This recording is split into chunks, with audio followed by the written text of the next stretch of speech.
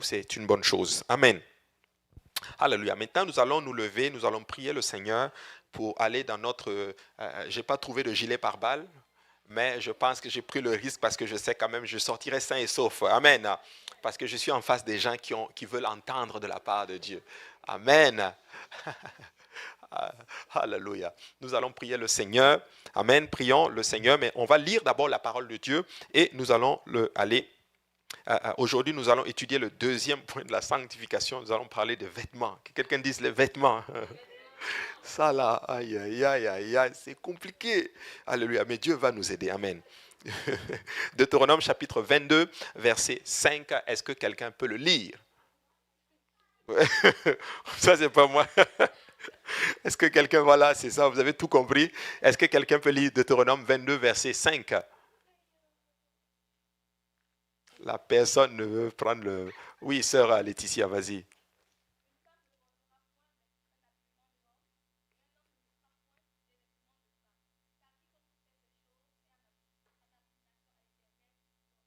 Amen. Prions le Seigneur. Père, nous te bénissons ce soir, nous te remercions. Merci encore une fois pour l'opportunité d'être dans ta maison.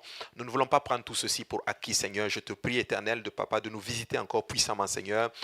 Ton esprit est parmi nous ce soir, Seigneur, mon Dieu. Aide-nous maintenant, Seigneur, à atteindre la profondeur de ta parole, que cette parole vienne trouver de la place dans nos cœurs, qu'elle germe et produise des fruits, et que ces fruits nous changent, Seigneur, mon Dieu, que ces fruits nous conduisent à la vie éternelle. Nous te bénissons au nom de Jésus-Christ.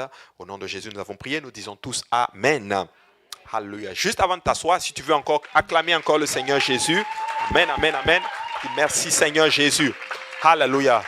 Alléluia. Et vous pouvez vous asseoir. Amen. Je vais être honnête avec vous, je suis très intimidé.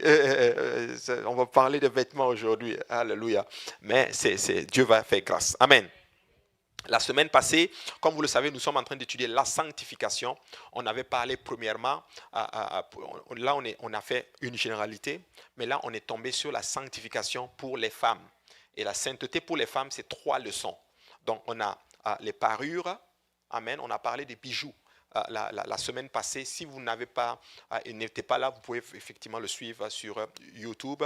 Sinon, donnez-moi votre courriel, je peux même vous envoyer les notes, ça ne gêne vraiment pas, je peux vous les donner et tout. Voilà, donc on a parlé des bijoux et on avait vu que chez les dames, il y a 3 points que le Seigneur a adressés. En général, on a les parures, les vêtements et le 3e leçon, c'est les attitudes. Donc aujourd'hui, nous allons parler des vêtements. Et Deutéronome chapitre 22 et 5 nous dit clairement qu'une femme ne portera point un habillement d'homme et un homme ne mettra point des vêtements de femme, car quiconque fait ces choses est en abomination à l'Éternel, ton Dieu. Donc c'est un verset, et beaucoup d'ailleurs prennent ce verset en disant que c'est un verset de l'Ancien Testament. Et effectivement, c'est dans l'Ancien Testament. Mais ce qu'il faut savoir avec Dieu, c'est que ce n'est pas tout de l'Ancien Testament qu'on met à la poubelle. Parce qu'il y a un courant maintenant dans la chrétienté en disant genre, ok, c'est l'Ancien Testament, on n'est plus sous l'Ancien Testament, on est sous la grâce maintenant. Mais ça ne veut pas dire qu'on laisse tout. Dans l'Ancien Testament, il est écrit, tu ne tueras point. Est-ce que dans le Nouveau Testament, tu laisses tomber ça aussi? Non, ça aussi, ça continue dans le Nouveau Testament. Vous comprenez? Donc, il y a tout ce qui a trait à la morale, aux lois morales, sont valides même dans le Nouveau Testament. Dans l'Ancien Testament, tu ne commettras point d'adultère. Dans le Nouveau Testament aussi, tu ne commettras point d'adultère. Donc, toutes ces choses-là, c'est valide, vous voyez. Donc, mais il y a des choses, effectivement, quand on parlait de la loi qui a été accomplie dans l'Ancien Testament, c'est tout ce qui touche aux cérémonies. C'est les lois cérémonielles. Tu as tué les moutons, toutes ces choses-là, on ne fait plus ça aujourd'hui. Ça a été accompli. Jésus a accompli la loi pour nous. Il ne l'a pas aboli, il l'a accompli pour nous. Il a accompli les lois cérémonielles pour nous. Donc, nous, on n'a plus besoin de faire cela. Maintenant, mais tout ce qui touche au principe moral sont toujours d'actualité. Plutôt, c'est cela. Maintenant, 1 Samuel chapitre 16 et 7 dit ceci. Et l'Éternel dit à Samuel, ne prends point garde à son apparence et à la hauteur de sa taille, car je l'ai rejeté. L'Éternel ne considère pas ce que l'homme considère. L'homme regarde à ce qui frappe les yeux, mais l'Éternel regarde au cœur. Ça, c'est le prophète Samuel qui a dit cela, le prophète Samuel qui a dit cela au papa de David, qui s'appelle Isaïe. quand le prophète est parti pour chercher le nouveau roi, pour oindre le nouveau roi, il y avait les frères de David qui étaient là, ils étaient grands, ils étaient baraqués, ils avaient la corpulence, mais ils n'avaient pas, en d'autres termes, ce n'était pas ce que le Seigneur avait choisi. Et le Seigneur va dire à Samuel, il ne faut pas regarder à l'apparence parce que l'homme le regarde à ce qui frappe, mais Dieu lui regarde au cœur. Donc beaucoup de personnes ont utilisé ce verset-là pour ne pas, en d'autres termes, aspirer à la sanctification, en tout cas vestimentaire, parce que ils se disent que Dieu regarde au cœur, Dieu ne regarde pas, en d'autres termes, à l'extérieur. Mais c'est mal comprendre le verset. Donc la façon dont nous apparaissons à l'extérieur est importante pour Dieu. Amen. C'est très important pour Dieu. Parce que si Dieu regarde au cœur, ça ne veut pas non plus dire que l'extérieur n'est pas important. Parce qu'avant de voir le cœur, il voit aussi l'extérieur. Donc l'extérieur, c'est important. Donc l'homme regarde à l'apparence extérieure, ça c'est vrai. Dieu regarde au cœur, c'est vrai. Comme Dieu regarde au cœur, nous sanctifions le cœur, l'intérieur. Mais comme l'homme regarde l'extérieur, nous sanctifions aussi l'extérieur. Donc ça c'est important. Donc certaines personnes s'habillent pour être admirées, d'autres pour se faire plaisir. D'autres s'habillent pour être acceptés, d'autres s'habillent pour plaire aux autres. Mais les enfants de Dieu, c'est-à-dire les chrétiens, eux, ils s'habillent pour glorifier Dieu. Que quelqu'un dise gloire à Dieu. C'est ça le point. Donc, il y en a qui s'habillent pour se faire accepter. Mais un enfant de Dieu doit s'habiller pour glorifier le Seigneur. Alléluia. Donc, s'habiller modestement implique que les vêtements doivent couvrir suffisamment le corps pour que les autres ne soient pas tentés. C'est ça, s'habiller modestement dans les Écritures. C'est-à-dire que tout ton corps doit être bien couvert pour que la personne qui te regarde ne soit pas tentée. Vous comprenez? Parce que nous avons été faits différemment. L'homme est frappé par ce qu'il regarde, mais la femme, elle est frappée beaucoup plus par le toucher, par les émotions. Parce que l'homme, quand il regarde quelque chose, même s'il a les bonnes intentions, comme tu veux, il est fait comme cela. Donc, il est affecté en dedans de lui. Donc, comme l'homme est affecté par la vue, Dieu va demander à la femme de bien s'habiller. Et comme la femme est affectée par les émotions, Dieu va demander à l'homme de bien se comporter. Littéralement, de ne pas essayer de jouer avec les émotions de la femme. Mais on va parler de la sanctification des hommes aussi. Alléluia. Donc, c'est important de comprendre ces choses-là. Donc, la pudeur doit se conformer à l'opinion de Dieu, pas à l'opinion des autres et pas ni à votre opinion, en fait, d'ailleurs. Et d'ailleurs, beaucoup l'utilisent. Certains disent souvent disant que moi, ma compréhension du verset, c'est cela. C'est faux. Il ne faut jamais dire moi, ma compréhension. Il faut toujours dire quelle est la compréhension de la parole de Dieu. Ou moi, mon opinion. Ton opinion ne compte pas. C'est l'opinion de Dieu qui compte. C'est ça, non? C'est l'opinion de Dieu qui compte. Donc, les premiers vêtements de l'humanité. Au début, quand Dieu a créé l'humanité, il a créé Adam et Ève. Et la Bible dit premièrement que, en fait, si on peut dire cela comme ça, ils étaient vêtus d'innocence. Ils étaient nus. Ils n'en avaient point honte, la Bible déclare. Adam et Ève étaient nus dans le jardin d'Éden, mais ils n'en avaient point honte. Mais lorsque le péché est venu, leur nudité est devenue en fait une honte et même un danger pour eux. Donc, ils étaient maintenant séparés de la gloire de Dieu et qui avait été en fait leur couverture. Donc, pendant qu'ils étaient dans le jardin nus, Dieu venait les visiter, ce n'était pas un problème. Ils étaient couverts de la gloire du Seigneur.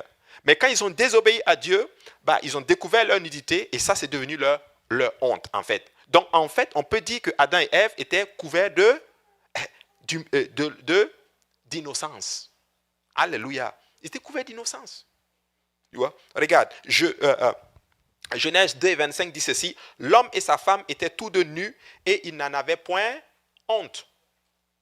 Waouh! C'est fort, hein? Et je ne sais pas c'est quel genre d'état là, être nu et puis ne pas en avoir honte. C'est fort. Mais c'était ça dans le jardin d'Éden à l'époque, parce que la gloire de Dieu les couvrait. Tu vois? Regarde, ils ont essayé de couvrir leur nudité en cousant des feuilles de figuier pour se faire littéralement ce qu'on appelle, si on peut appeler ça un tablier, ou en fait se couvrir les parties privées et tout. Et le mot grec qui est utilisé, c'est cela, dans Genèse 2, 25, la Bible dit « L'homme et sa femme étaient tous deux nus, n'en avaient point honte. » Et la Bible dit maintenant qu'une fois qu'ils vont pécher, la Bible dit qu'ils vont faire des feuilles de figuier pour se couvrir. Et le mot hébreu qui est utilisé, c'est le mot agora. Agora. Agora qui signifie littéralement une ceinture, ou du moins un tablier, un couvre-rein, en tout cas quelque chose pour juste couvrir les parties privées, tu vois. Ça ressemble un peu au maillot de bain que les gens mettent dans les plages. C'est ça en fait. C'était ça, mais sauf que pour eux là, c'était des feuilles de figuier, tu vois. Donc il s'agit d'un vêtement couvrant la région pubienne et les hanches, et ça c'est l'idée de l'homme, tu vois. C'est l'idée de l'homme de l'habillement modeste. Donc, quand l'homme a péché contre Dieu, la Bible dit qu'ils ont découvert leur nudité et ils ont pris des feuilles de figuier qu'il y avait dans le jardin, ils se sont couverts avec cela et tout. Et puis ça, c'était ça, leur habillement modeste. Et quand Dieu maintenant est venu, piouf, l'homme est couru et puis il est allé se cacher. Et Dieu lui demande, mais où es-tu? Il dit, non, j'ai entendu ta voix et puis j'ai eu peur parce que je suis nu. Attends un peu. Tu étais nu avant, ce n'était pas un problème quand Dieu venait. Maintenant, tu n'es même pas totalement nu là. Tu as couvert tes parties privées, mais tu dis à Dieu que tu es nu. Dieu dit, mais qui t'a appris que tu es nu? Est-ce que tu as péché? Enfin, est-ce que tu as mangé le fruit dont je t'avais défendu de manger? Vous connaissez un peu l'histoire? Le répondit, j'ai entendu ta voix dans le jardin et j'ai eu peur et parce que je suis nu et je me suis caché. Ah. Donc, Dieu dit, mais au verset maintenant, Dieu dit, mais qui t'a appris que tu es nu? Parce que là, est-ce que tu as mangé l'arbre dont je t'avais défendu de manger? Et ainsi de suite, et c'est ce qui s'est maintenant passé dans le jardin. Donc l'idée de l'homme, de la modestie, c'était juste couvrir les parties privées. Comme aujourd'hui, en 2023, dehors, être couvert, c'est juste couvrir certaines parties seulement du corps. Ça ne marche pas. Devant Dieu, ça reste de la nudité. Vous comprenez? Alléluia. Et maintenant, le verset Genèse 3,7 dit ceci. Les yeux de l'un et de l'autre s'ouvrirent. Ils connurent qu'ils étaient nus et ayant cousu des feuilles de figuier, ils s'en firent des ceintures. Cependant, Adam et Ève savaient toujours qu'ils étaient nus aux yeux de Dieu. Alléluia. Et puisque leur couverture n'était pas acceptable à Dieu, le Seigneur a utilisé des peaux d'animaux pour en faire un manteau. Quand Dieu va restaurer l'homme, quand Dieu va littéralement prononcer ses sentences dues à la désobéissance, parce que nous savons que cette désobéissance dans le jardin a suscité combien de malédictions? 4 malédictions. Quand l'homme a désobéi et a mangé le fruit, il y a 4 malédictions qui ont découlé suite à cela. La première, c'était sur le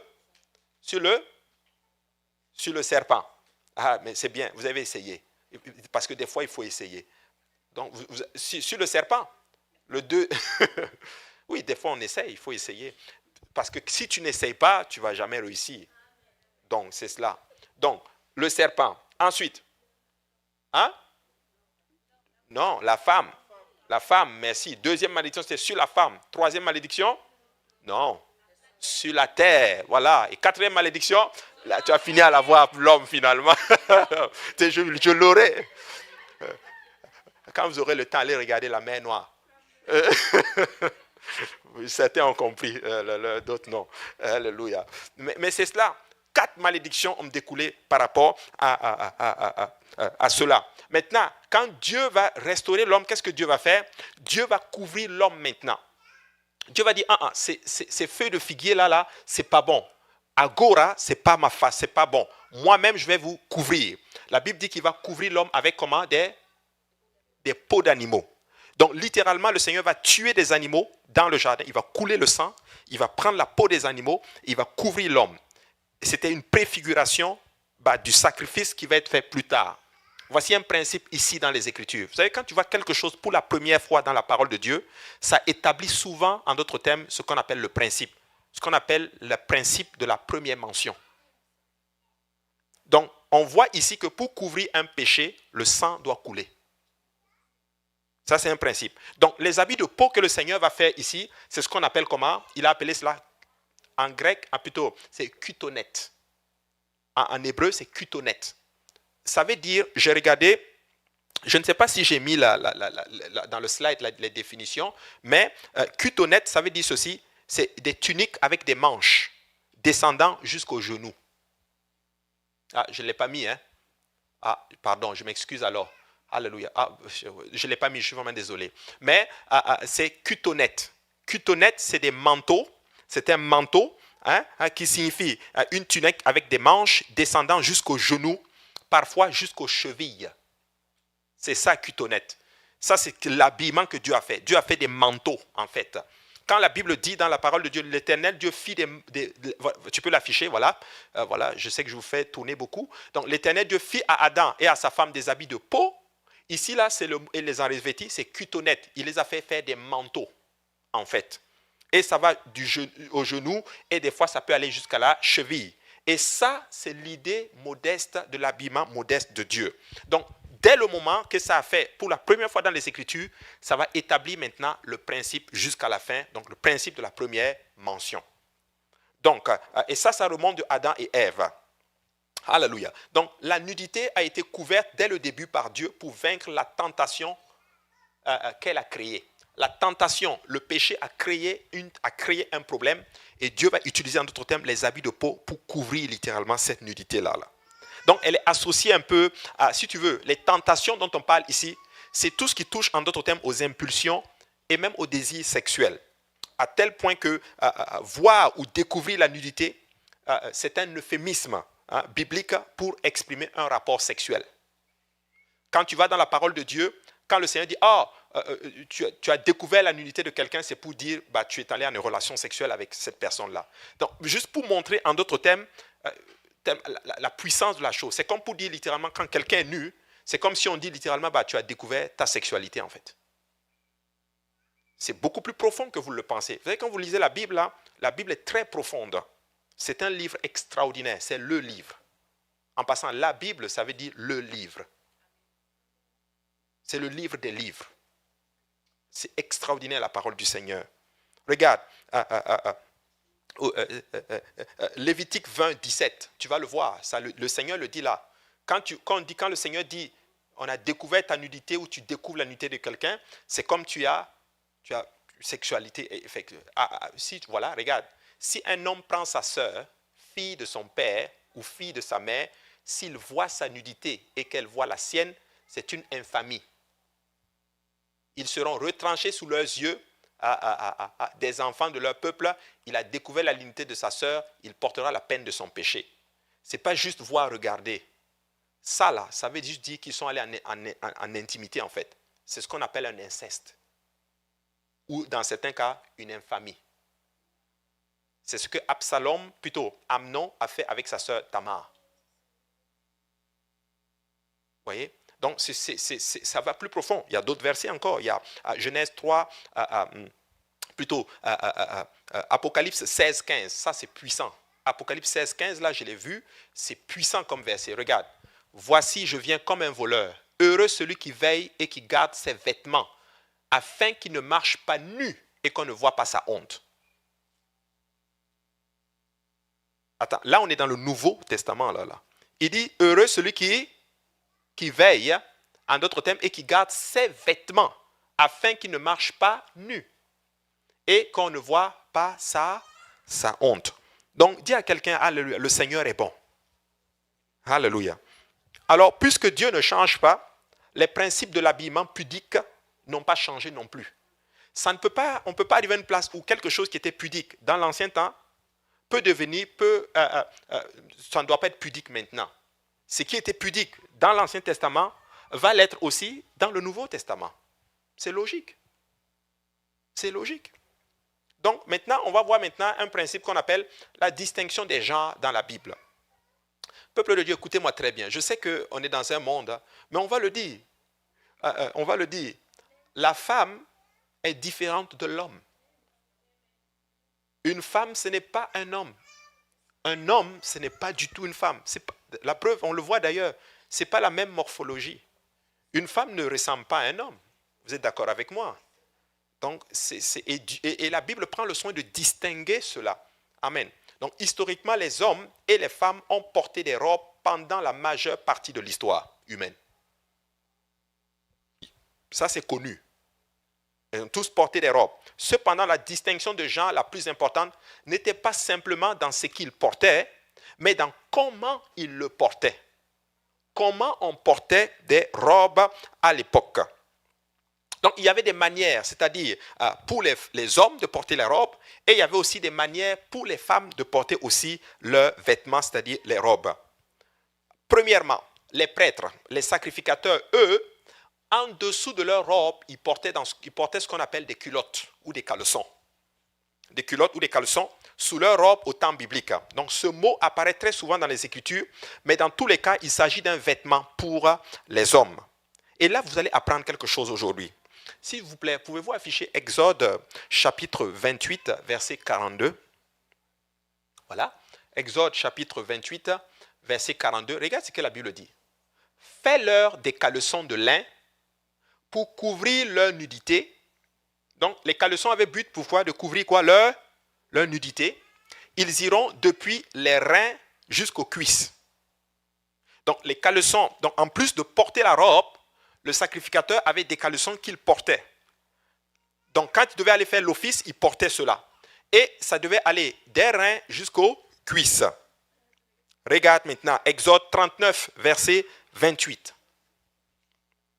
Exode 39, verset 28, la Bible dit, le tiare de fin de lin et les bonnets de fin lin servant de parure, les caleçons de lin de fin lin retors. Donc tu vois que les caleçons ici, c'était pour les sacrificateurs, c'est eux qui devaient les porter.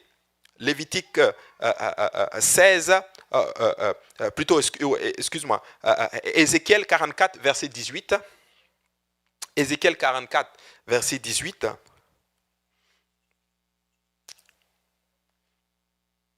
Voilà, il dit, ils auront des tiares de lin sur la tête et des caleçons de lin sur leurs reins. Ils ne se ceindront point de manière à exciter la sueur.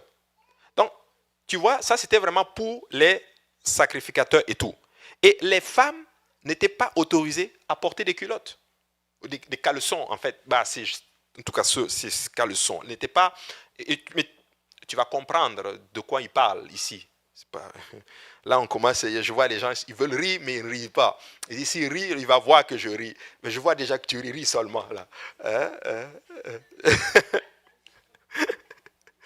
Maintenant, tu vas comprendre maintenant la leçon. Tu sais, le mot caleçon ici, le mot hébreu qui est utilisé, c'est le mot miknak. Que quelqu'un dise miknak. Miknak, voici ce que ça veut dire. Ça veut dire vêtement de dessous. Il est traduit par caleçon. Mais tiens-toi bien, il est traduit par pantalon. Je l'ai pris sur le lien, je suis allé regarder le Strong. C'est ce qui est écrit. Vêtements de dessous, caleçon, pantalon. Et ça, c'était un vêtement de dessous, de lin, pour le souverain sacrificateur, et j'ai mis la source où j'ai pris. Là-bas, tu peux juste prendre seulement la Bible, et puis le reste... Ouais. C'est petit, là, mais... Si tu veux, après, je vais te montrer. Mais c'est là que j'ai pris. C'est des Strong, que ce soit en anglais, c'est traduit par cela. Alléluia. Donc, et ce verset, Miknak, il apparaît seulement 5 fois dans la Bible. Exode 28, 42, Exode 39, 28, Lévitique 6, 10, Lévitique 16, 14, Ézéchiel 44, 18. Et dans chaque fois, il est juste adressé à l'homme, au sacrificateur. Il est juste arrêté aux sacrificateurs. C'est eux seulement qui devaient porter des miknak, c'est-à-dire des culottes ou on peut dire des pantalons. Tu vois? Et l'origine du mot miknak, ça vient du mot kamak, qui veut dire caché. Tu vois? Qui veut dire caché. Et le dernier mot, en anglais, le mot qui est utilisé justement pour cela, c'est le mot breech. Est-ce qu'il y a des Anglais ici, des gens qui parlent anglais là? C'est ça, non? C'est breech. C'est breech, ça s'est développé à partir de ce terme-là, justement, tout comme notre concept moderne de pantalon, en fait. Donc, au terme biblique, les femmes ne portaient pas de vêtements entre jambes. Et en fait, c'était ça le principe. La femme ne portait pas de vêtements entre jambes. C'était seulement l'homme qui devait porter cela. Et c'est le mot breech qui est utilisé, qui veut dire culotte. Et regardez bien ça, j'ai pris ça sur Internet. J'ai pris ça sur Internet, j'ai copié-collé. Breech, ça veut dire la culotte, synonyme. Regardez bien. Panty et pant. Que veut dire pant? Merci beaucoup. Je ne comprends pas anglais, mais ça là, j'ai compris.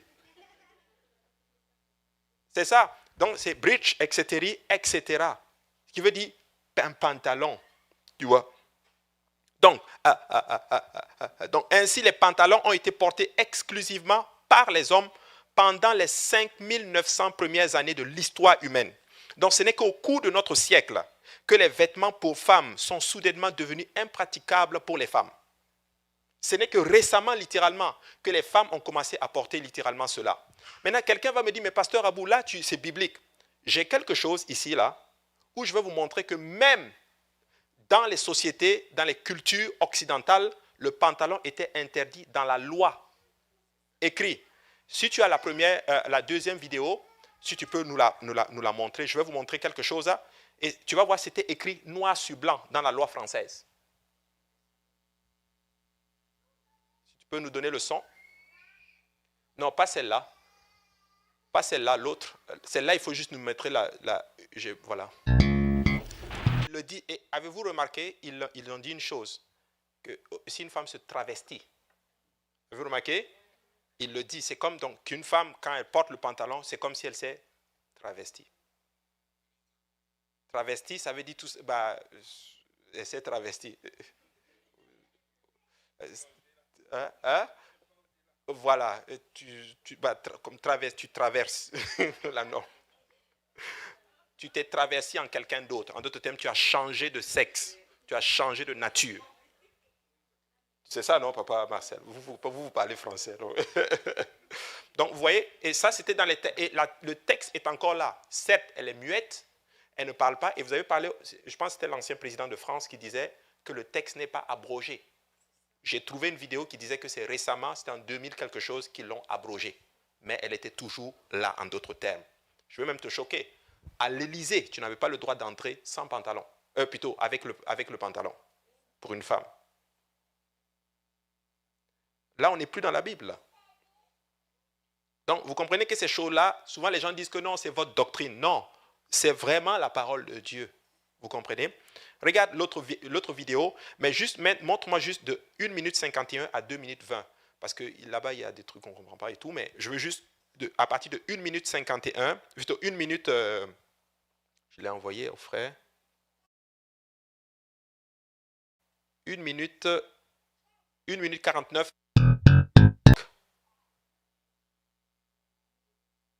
Oui, après, la façon de le dire, c'est autre chose. Je suis d'accord avec vous là, mais vous comprenez, c'est le fond de la leçon que je veux vous enseigner. Donc, mais c'est juste pour dire, les amis, ce n'est pas juste, c'est pas juste, tu sais, on enseigne ces choses-là, mais même dans le texte, on va aller plus loin. On va aller en Angleterre. Là, on est allé en France. Rappelez, on va aller en Angleterre. Là-bas, c'est un peu plus calme là-bas. Mais vous allez voir qu'est-ce que les Anglais aussi disent par rapport à cela. Donc, deuxièmement, au temps biblique, les hommes étaient autorisés à se ceindre les reins. Que quelqu'un dise se ceindre les reins. Voilà. Puisque tout le monde portait des robes, c'était les hommes seulement qui étaient autorisés à se ceindre les reins. Qu'est-ce que ça veut dire se ceindre les reins? Se ceindre les reins, c'était justement prendre, peut-être j'aurais dû venir avec un boubou, une robe là, le porter et puis me ceindre les reins devant vous. C'est-à-dire que quand je porte un boubou, me ceindre les reins, c'est que j'ai le droit de prendre ma robe, de le mettre ici, pour faire une entrejambe entre les deux, pour pouvoir travailler dans les champs. Et ça, c'était seulement l'homme qui pouvait faire cela. Pourquoi? Parce que ça mettait un espace entre les jambes. Et ça, c'est seulement l'homme qui était censé faire ça dans la parole de Dieu. Et je vais vous le prouver. Tu vois? Il dit, alors que les femmes ne l'étaient pas, un homme pouvait transformer sa robe en un vêtement plus ajusté et moins encombrant en ramenant l'ourlet arrière de sa robe entre ses jambes et en le rentrant dans sa ceinture.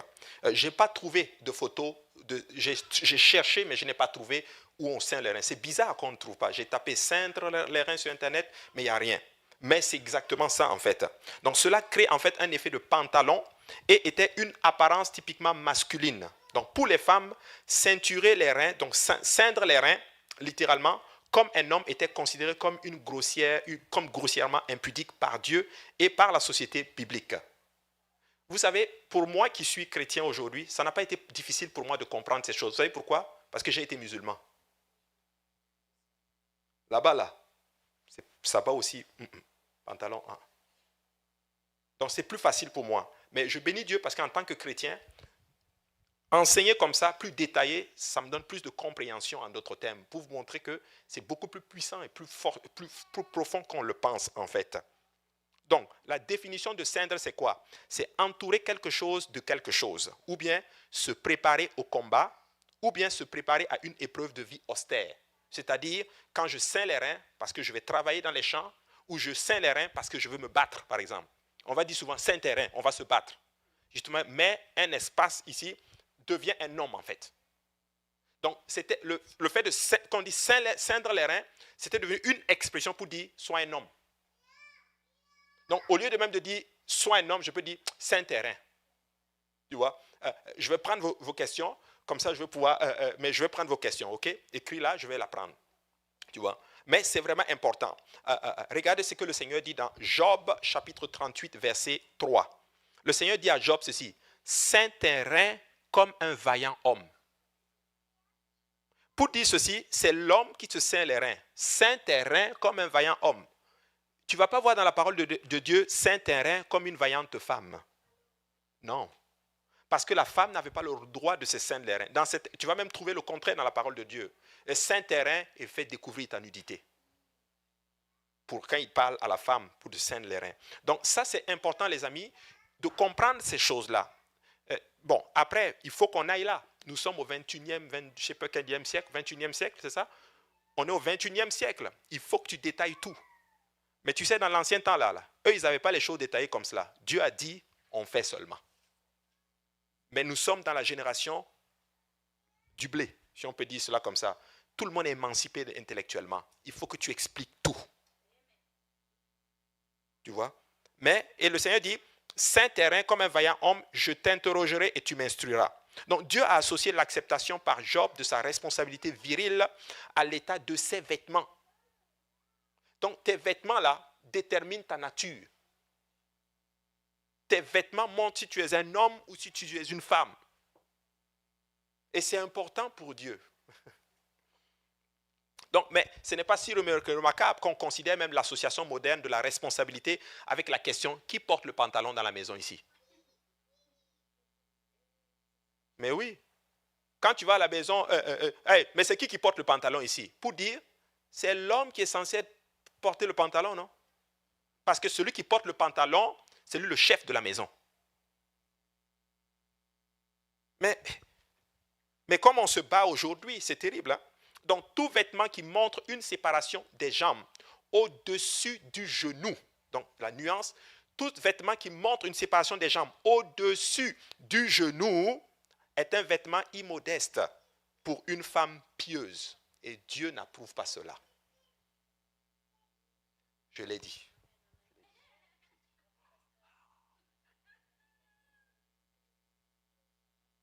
Aïe, aïe, aïe, ouais. Je vais aller plus loin. C'est une abomination pour Dieu. Ce n'est pas moi qui dis ça. Je peux te le lire. Deutéronome chapitre 22 et 5, là il dit, une femme ne portera point un habillement d'homme et un homme ne mettra point un point des vêtements de femme. Car quiconque fait ces choses est en abomination à l'Éternel, ton Dieu. Est-ce qu'il y a des gens ici qui sont, depuis que vous êtes venus à l'église, est-ce qu'il y a des gens qui sont allés aux toilettes?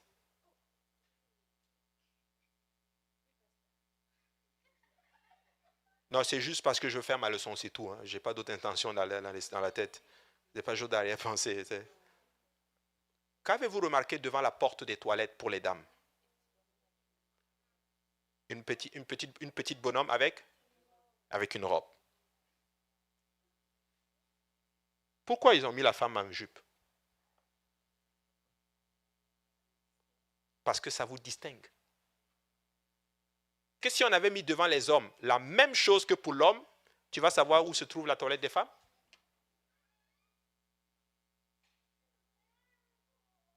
Tu sais, la nature elle-même nous explique les choses. Ça nous l'enseigne. Mais on veut se battre. Et je sais la chose qu'on va dire, mais il y a les pantalons pour femmes. Mais il y a les pantalons pour hommes. Ça ne marche plus là. Là, c'est le principe même qui est comme dénaturé et tout. Tu vois?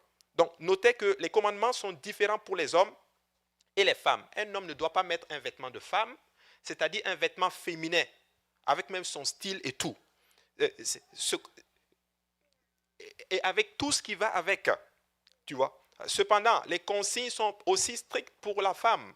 Elle ne doit pas porter ce qui appartient à un homme. Ça signifie qu'elle ne doit pas porter tout simplement un vêtement d'homme. En d'autres termes, elle ne doit pas se permettre littéralement, en d'autres termes, elle doit porter des vêtements féminins, elle doit porter en d'autres termes des jupes, elle doit porter en d'autres termes quelque chose qui cache en d'autres termes son entrejambe au-dessus du genou. C'est ça que ça veut dire en fait. Donc au-dessus du genou, on ne doit pas voir l'entrejambe. C'est ce que Dieu disait en fait dans la parole du Seigneur. Donc quand il disait ceindre terrain à une femme, il était en train de dire dénude-toi. Vous voyez? Donc ça c'est très important mes amis de comprendre cela. Et le mot abomination qui apparaît dans le Deutéronome 22 qu'on a lu, apparaît plus de 40 fois dans le Pentateuque. Donc dans la Bible, dans les 5 livres, la Torah. Donc sa racine signifie ceci. Le mot abomination, sa racine ça veut dire ceci. Dégoûtant, sale, répugnant ou odieux en fait. Vous savez, dans la parole de Dieu, il y a certaines choses étaient une abomination pour Israël, pour eux, le peuple. Mais il y a certaines choses qui étaient dégoûtantes pour Dieu lui-même. Lévitique chapitre 11 et 10 nous le montre. Donc, tout ce qui était abomination pour Israël, il te le dit. Mais ce qui est abomination pour l'homme, pour Dieu lui-même, c'était justement ça, l'habillement. Écoutez, l'habillement là, je vous garantis, c'est important pour Dieu. Je ne dis pas que nous ne basons pas notre foi là-dessus, mais ça en fait partie de notre foi. Écoutez, je ne suis pas en train de dire que nous devons, je ne suis pas là pour enseigner en disant, c'est ça que vous devez faire, non. Mais je suis venu vous dire, vous expliquer pourquoi nous le faisons.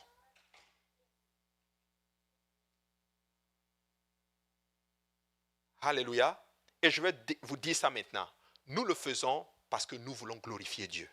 Dans notre âme, dans notre esprit, dans notre âme et dans notre corps. C'est important, tu vois. Et là maintenant, qu'est-ce qu'il dit maintenant? D'autres choses étaient une abomination pour le Seigneur sous la loi morale. Donc porter des vêtements comme ceux du sexe opposé est une abomination pour le Seigneur. C'est bizarre, je sais que je dois enseigner cette leçon aujourd'hui. Je vais vous dire pourquoi. Hier, je suis allé faire des courses et juste devant moi, littéralement, il y avait un homme habillé en femme, avec les talons intraversés, rouge, tout, mini. Elle a même porté jupe. Je te garantis, et elle avec une voix d'homme. J'ai dit, waouh, Seigneur. J'étais là, j'ai dit, Seigneur, aide-moi. Je ne veux pas me moquer de lui, non, parce que son âme souffre. Mais je regardais ça, j'ai dit, Seigneur, waouh, comment quelqu'un peut arriver jusque-là? Mais il n'y a que toi seul qui peux aller chercher une âme comme cela.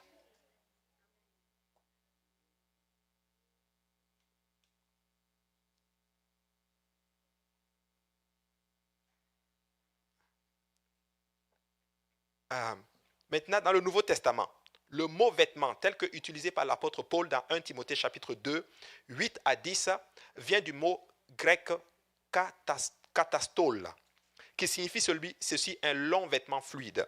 Peux-tu m'afficher 1 Timothée chapitre 2, versets 8 à 10, s'il vous plaît? On va lire quelque chose ici et puis vous allez voir. On a parlé de l'Ancien Testament, mais nous allons parler maintenant du Nouveau Testament. Qu'est-ce que Paul enseigne maintenant à Timothée? Il dit à Timothée, je veux donc que les hommes prient en tout lieu. Que quelqu'un dise prie en tout lieu. En élevant des mains pures, sans colère ni mauvaise pensée. Parce que c'est ça le problème des hommes. La colère et les mauvaises pensées. Et maintenant au verset 9, il dit maintenant, je veux aussi que les femmes vêtues d'une manière décente, avec pudeur et modestie, ne se parent ni de tresses, ni d'or, ni de perles, ni d'habits somptueux. Et arrête-toi là, s'il vous plaît. Voilà. Le mot décente, le mot manière plutôt, c'est ça, katastol. Katastol qui veut dire ceci, un abaissement, si tu peux même, je l'ai dans le slide, un abaissement, et vous allez être choqué du mot grec que Paul utilise dans ce texte-là. Regarde, je l'ai pris, je l'ai copié, J'ai aussi la source, le lien, et tu pourras aller chercher. Regardez bien. Ça veut dire ceci. Abaissement, deuxième truc, un vêtement, une robe. Donc, il est en train de dire, je veux que toutes les femmes s'habillent d'une robe. Et il dit maintenant, la manière de s'habiller. Donc, ça, c'est le texte même. Quand tu vas, parce que l'étudiant de la parole de Dieu, oui, le texte a été traduit en français, mais si tu veux bien comprendre, il faut que tu ailles voir le mot même qui a été utilisé dans le sens étymologique. Donc, c'est pour ça que quand on enseigne ces choses-là, pour que vous puissiez comprendre. Donc, Paul exige le même type de vêtements que Dieu a exigé dans Genèse chapitre 3. Quand il a fait des robes. Donc, le mot catastole est comme l'équivalent de cutonnette dans Genèse 3. Donc le vêtement d'une femme doit couvrir sa cuisse et son genou. Il n'est pas nécessaire que ça soit plus long. Si Paul voulait spécifier un vêtement à la cheville, Paul allait utiliser un autre mot grec qu'on appelle poderes dans Apocalypse 1.13. Affiche Apocalypse 1.13, tu vas voir ceci. Oh, chata. C'est puissant. Je voyais cela. Mon âme, tu sens que quelque chose bougeait en moi. Regarde. Et au milieu de 7 chandeliers, quelqu'un qui ressemblait à un fils d'homme vêtu d'une longue robe et ayant une ceinture d'or sur la poitrine. Le mot longue robe ici, là, c'est le mot poderes en grec.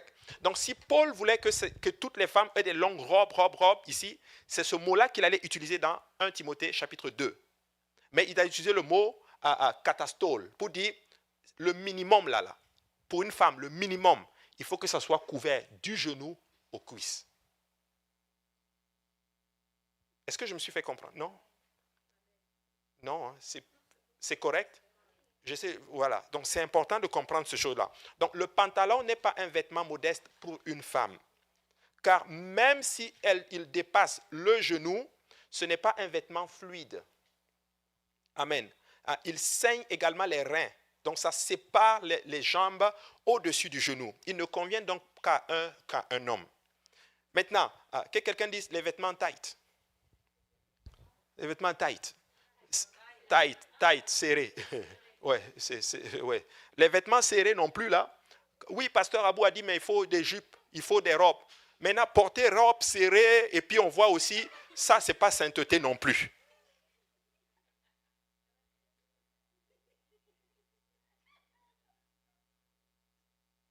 Oui, parce qu'on sait, on cherche tout pour contourner aussi la loi. Là. Oui, serré, mais elle va mettre un truc moulant.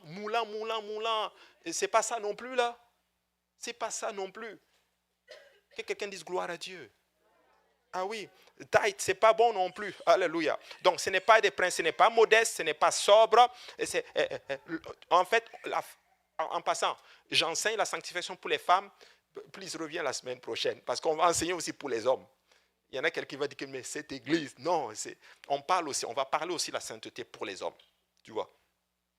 Donc, c'est-à-dire qu'elle est responsable, la femme est responsable de s'habiller de manière à ne pas tourner les yeux des autres, ou l'esprit ou l'attention des autres. Soyons honnêtes. Vrai ou faux une femme peut s'habiller pour toucher un homme? Mais oui. Il y a des façons de s'habiller pour ne même pas juste... la parole de Dieu dit non, on ne va pas dans cette direction-là. Habille-toi pour protéger aussi l'autre. Habille-toi de telle sorte que oui, on n'a pas dit non plus que tu ne vas pas être belle. Une personne peut bien habiller sainteté et on la trouve belle. Mais oui, c'est ça. C'est ça. Je ne dis pas non plus qu'il faut se négliger. Mais la robe sale, pas repassée non plus, qui traîne par terre et tout. C'est la sainteté. Non, ce n'est pas ça non plus là. On peut être très belle, mais tout en respectant les standards de sanctification et l'Éternel, notre Dieu, est glorifié dans nos habillements. Alléluia. Donc c'est très important. Maintenant, je m'arrête là et je vais vous montrer quelques principes et puis je vais prendre maintenant vos questions. Et la semaine prochaine, nous allons étudier maintenant le troisième point pour les femmes qui est l'attitude. Peux-tu me montrer l'autre slide qui suit? Voyez-vous ce slide? C'était en 2000, c'était tout récent en tout cas. La reine de Belgique est allée visiter, est allée au Congo. Elle est allée rencontrer, et là c'est la femme de Félix Tshisekedi, le président. Regardez comment elle est venue. Et voici ce qui est écrit. Le docteur Seking écrit: l'accoutrement modeste qui couvre amplement la femme n'est pas un fait lié simplement à la chrétienté, mais par essence, c'est une culture fondamentale de la royauté, la noblesse et la monarchie. Chères femmes, surtout vous qui êtes mariées, habillez-vous comme des reines. C'est ainsi que Dieu a pensé en vous créant.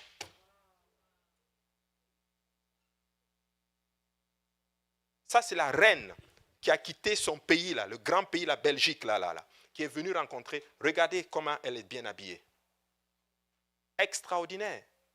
Et ce n'est pas fini. Pendant que je préparais la leçon, le Seigneur me dit, va chercher encore. Regarde, donne-moi l'autre slide. La reine Élisabeth II a écrit ceci. C'est elle qui l'a dit. Comment s'habiller comme une reine? Bon, le texte, la suite du texte, c'est ceci. C'est sans ressembler à une mamie. Mais voici ce qu'elle a dit. Premier point, un foulard sur la tête. 2, un kilted coat. 3, un tailleur jupe coloré. La reine d'Angleterre. 4, les mocassins à petits talons. Et 5, le chapeau. Quand j'ai vu ça, j'ai dit non, attends, laisse tomber. Ça, c'est la reine d'Angleterre qui te dit ça. Écoute, si tu n'es pas d'accord, tu dis, pasteur Abou, tu as inventé, le lien est là. J'ai pris ça sur Internet. Donne-moi l'autre slide, s'il vous plaît. Donne-moi l'autre slide, s'il vous plaît. Je peux te montrer, j'ai vu plein d'articles là, où les journalistes disent, mais pourquoi ils ne portent jamais le pantalon? Regardez, comment, maintenant, regarde, et j'ai vu aussi un autre article, le lien est encore là, il est juste en dessous. Comment on rencontre la reine? Voici ce qui est écrit. Pour un événement royal prestigieux, il faudra se plier au code du white tie. Sous-entendu un costume noir et un nœud papillon de couleur blanche pour les hommes et une longue robe de soirée pour les femmes.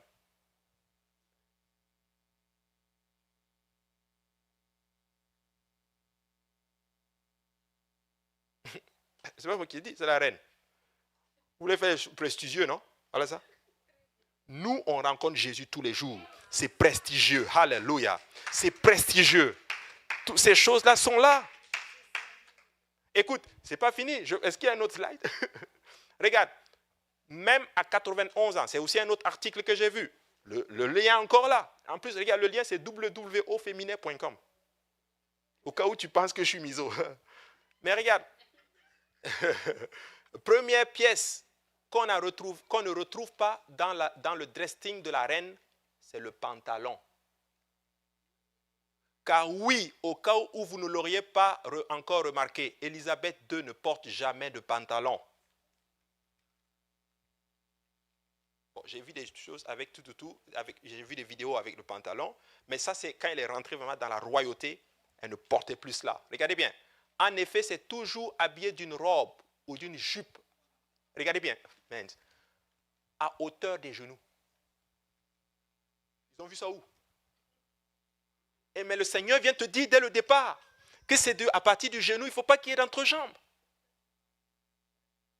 J'ai même trouvé un autre truc, je ne l'ai pas mis dans le slide, mais un autre où elle dit littéralement qu'elle a commencé à porter les jupes parce que c'est lié à ses fonctions de reine. Et elle dit quoi? Elle dit à hauteur des genoux qu'elle apparaît publiquement, sans oublier les collants qui sont obligatoires, quelle que soit la saison, puisqu'il est interdit de sortir jambes nues. Vous vous dites que nous, on est extrêmes. Si on vient te prendre là, on dit tu vas devenir reine d'Angleterre, voici ça là, tu vas dire, prenez moi-même, jupe longue même si vous voulez, mais vous voyez comment on est méchant, vous voyez comment on est malhonnête des fois. Si toi, on vient te prendre ici, on dit, à partir d'aujourd'hui, c'est toi la reine d'Angleterre, mais tu ne portes plus de pantalon. Tu dis, regarde, qu'est-ce que tu veux même que je ne porte plus? Si tu veux même le bleu, je ne porte plus. Oui. C'est parce qu'à l'église, ici, là, bon, il n'y a rien.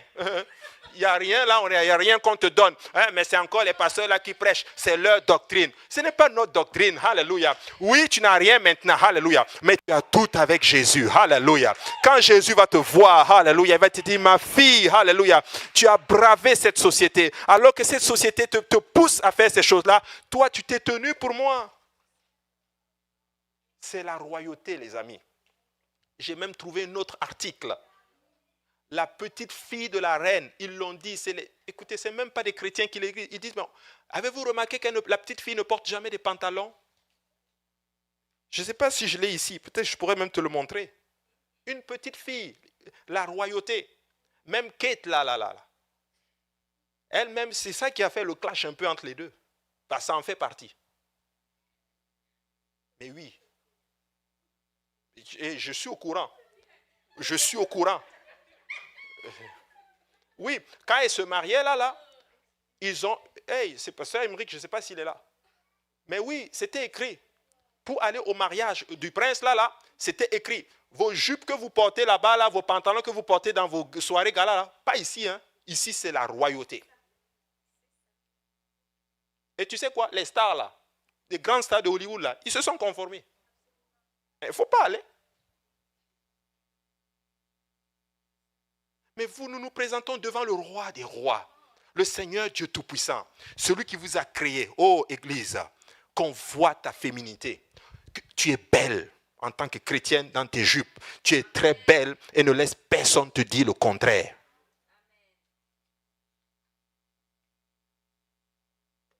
C'est ça. J'ai fini ma leçon. Est-ce que c'était clair au moins? C'est ça. Et un jour, je vais trouver d'autres. Si je trouve d'autres articles, je ne pouvais pas mettre tous. Mais il y en avait tellement. Il y en avait tellement des articles. J'ai même trouvé un article où une personne qui n'est même pas chrétienne, elle t'explique que ça fait 10 ans qu'elle ne porte pas de pantalon et puis elle t'explique pourquoi. Je n'ai pas eu le temps de tout lire seulement. Mais les amis, c'est réel. Je sais que c'est compliqué, c'est peut-être dur pour certaines personnes d'entendre ce que j'enseigne aujourd'hui. Mais écoute, si tu n'es pas convaincu, c'est aussi correct. Nous acceptons tout le monde ici. Ok? Si tu n'es pas convaincu par ce que j'enseigne, continue de venir dans la maison du Seigneur. Viens avec tes pantalons. Et nous allons t'aimer et personne n'a le droit de juger. Et je vous en prie que personne ne juge quelqu'un qui vient en pantalon ici. Ça ne veut pas dire que la personne n'est pas approuvée de Dieu. Ça ne veut pas dire que Dieu n'aime pas la personne. Non, non, non, non, non. Mais je demande à cette personne, étudie la parole de Dieu, demande à Dieu et Dieu va t'aider. Mais nous t'aimons tel que tu es. S'il vous plaît, l'église n'est pas fermée, n'est pas ouverte, n'est pas juste pour cette. Tout le monde est la bienvenue dans la maison du Seigneur. Amen. Si tu n'es pas convaincu, je t'en prie, viens avec tes pantalons. Et personne n'a le droit de te juger parce que tu portes tes pantalons. Et nous, on t'aime et Jésus t'aime aussi. Amen. Alléluia. Question. Oui. Oui. Non, attendez. Frère Jacob d'abord. Si je dois être juste, c'est lui. Ça répondait à ta question, frère Jacob? Maman Yaki. Alléluia. Merci Seigneur. Frère, maintenant, sœur qui? Sœur Rebecca, oui. Pardon. Ma question, c'est comment je peux répondre à la lumière de ce qu'on a partagé aujourd'hui à quelqu'un avec qui j'ai partagé et qui me disait oui, mais en fait, dans ton église, on enseigne que s'habiller d'une telle manière, vous faites ça pour plaire à Dieu. Pourtant, on n'a pas besoin de faire des choses pour plaire à Dieu. Ok. Mais j'ai entendu que aujourd'hui, plusieurs fois, on a mentionné qu'on s'habille comme ça pour glorifier Dieu. Donc, je voulais savoir, est-ce que vraiment il y a une différence? Est-ce qu'on s'habille comme ça pour plaire à Dieu? Est-ce qu'on fait ces choses pour plaire à Dieu? Ou comment... Oui, le Seigneur vient de m'aider, sœur Rebecca. Sœur Rebecca, tu es la femme du frère Jules Jomaki, non? Bon, et tu es heureuse pour cela. Bon, est-ce que tu te laisses aller ou tu fais des choses pour lui plaire? Bon, ça a répondu à ta question. Elle dit tout ce qu'elle peut faire pour lui plaire, elle le fait. Donc, si l'Éternel est notre époux, nous devons aussi faire des choses pour le plaire. Tu vois. Donc,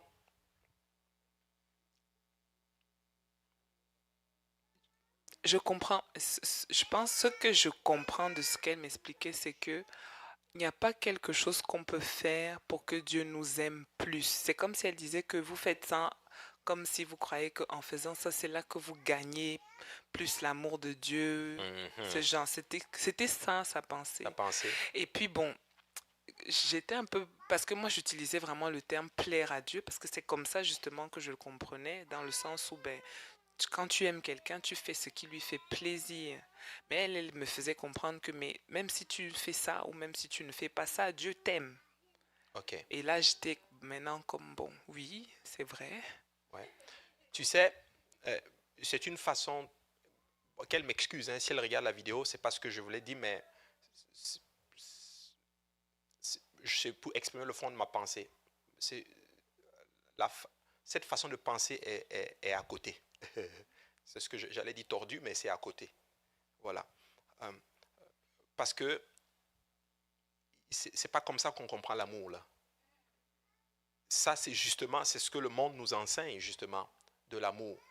Prends-moi tel que je suis et je n'ai pas à changer pour te faire plaisir. Non, l'amour implique un changement. Dieu ne va jamais te laisser là où il t'a pris, à la place où il t'a pris. Oui, Dieu aime, mais Dieu va te changer afin que tu sois à son image. Dieu aime le pécheur, mais il hait le péché. C'est pas que quand Dieu prend quelqu'un qui est dans le péché, il dit non, reste dans ton péché, je t'aime quand même. Non. Oui, son amour le pousse à venir justement te conquérir et t'amener en d'autres termes à être exactement comme il souhaite que tu sois. Et en utilisant bien sûr des moyens, pas des moyens en allant contre ton gré, mais des moyens d'amour et de pédagogie qui va toi-même naturellement te pousser à vouloir le faire pour lui faire plaisir. C'est ça la puissance de l'amour. Et c'est pour ça que la Bible dit que c'est la bonté de Dieu qui nous mène à la repentance. Parce que Dieu est tellement bon et patient avec nous qu'à un moment donné, tu te dis non, je dois juste changer. Je dois lui faire quelque chose. Ton mari qui est là, par exemple, il peut faire des choses, il peut sortir, il pose une action qui touche tellement ton cœur. Tu te dis que non, non, non, je ne peux pas rester insensible. Je dois faire quelque chose pour lui faire plaisir. Vrai ou faux? C'est le même principe avec Dieu. Voici pourquoi la Bible dit que votre lumière luise afin que les gens voient et glorifient votre Père qui est dans les cieux.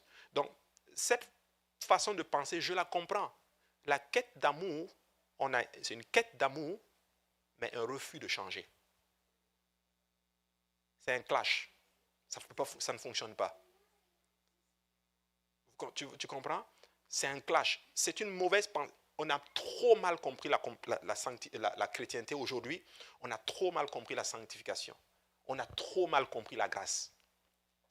D'ailleurs, ça ne va pas m'étonner qu'une personne comme ça pense que la grâce, je peux tout faire. Il m'aime tel que je suis. Oui, il m'aime. Mais il m'aime tellement qu'il veut mon changement. Ouais, je finis d'abord, je prends les questions, je vais te passer le micro. Mais c'est un peu cela. Donc c'est la façon qu'on a compris la chrétienté aujourd'hui est vraiment à côté. Ah, vraiment, vraiment, vraiment à côté. Je crois que si le Seigneur était là, je te garantis, il allait dire waouh, waouh. Lui-même est mort pour nous là. Ça reprend un peu la question, ouais.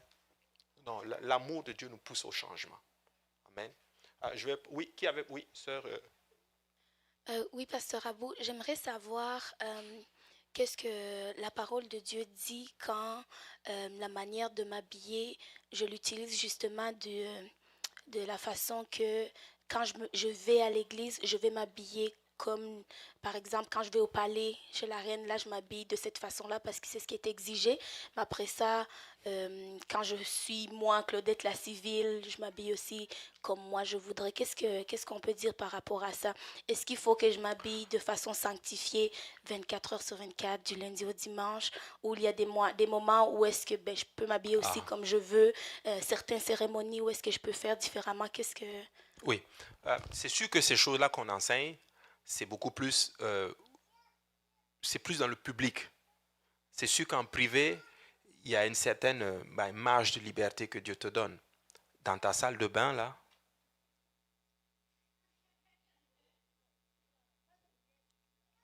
voilà. Vous comprenez que c'est pas... Ou tu vois ce que je veux dire? Il y a un certain niveau d'intimité que ce n'est plus vraiment comme...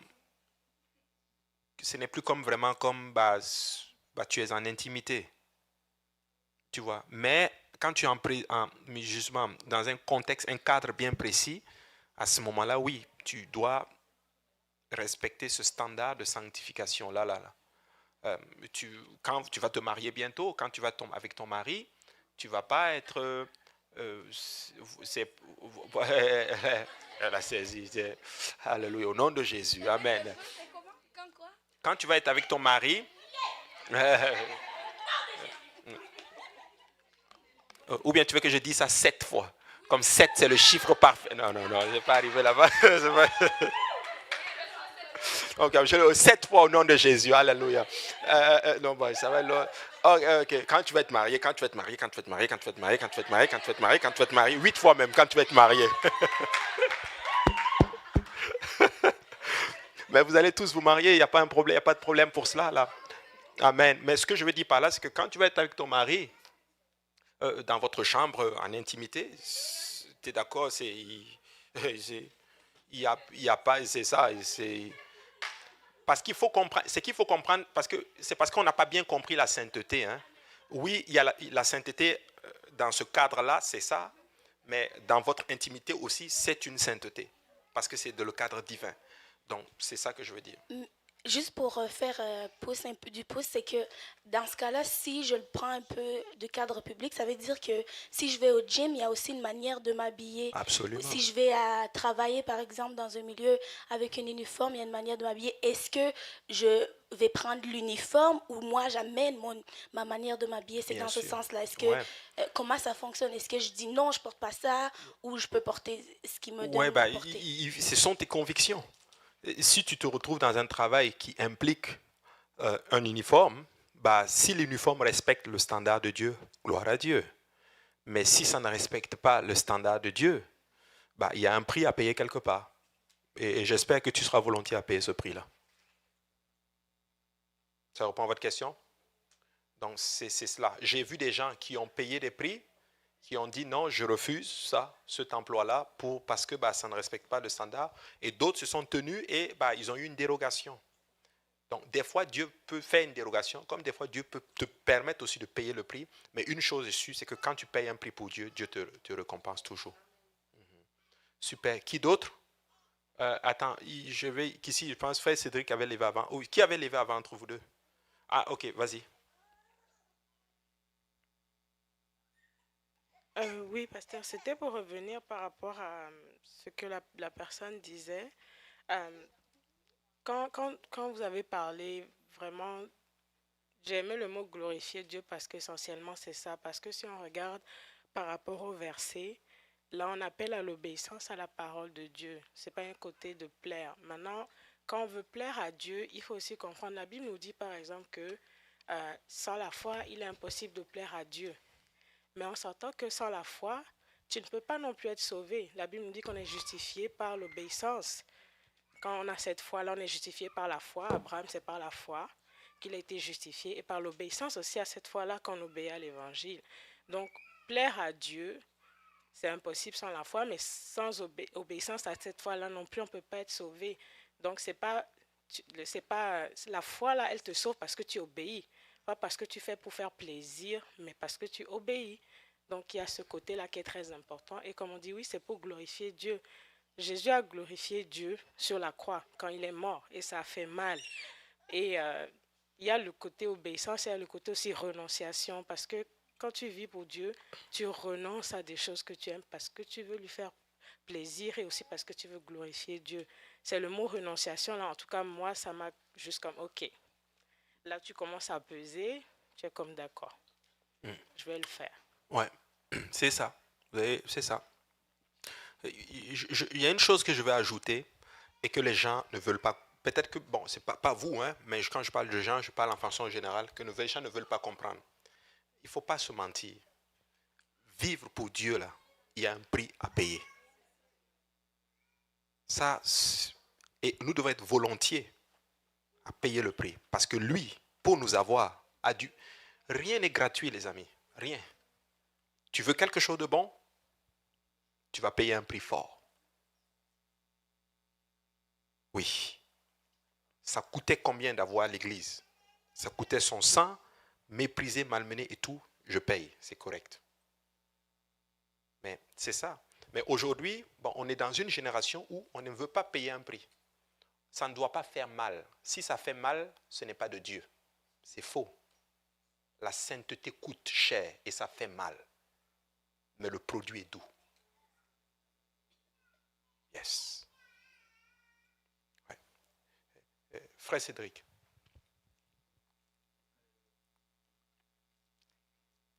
Amen.